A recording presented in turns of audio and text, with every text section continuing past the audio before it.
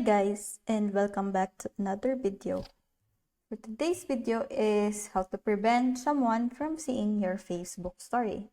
It's just pretty quick and simple, so let's go. So if you want to prevent someone from seeing your Facebook story, you can follow these steps. Now, first thing you're gonna do is open your Facebook app on your mobile device. Then go to your profile by tapping on the profile picture on the top left corner.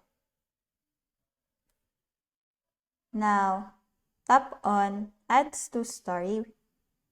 Then, create your story as you normally would by adding text, photos, or videos.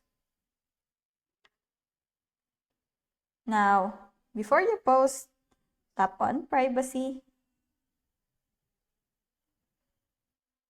And here, you can see down Friends, you can see Hide Story From.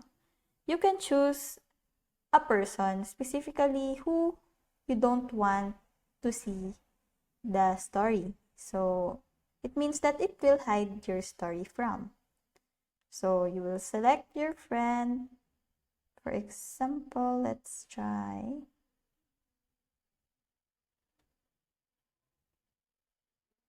Then as you can see that the name of the one that we choose is already there, that it will be hidden.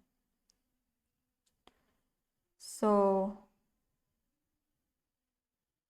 after that, go back and then it will be updating, and then just share your story.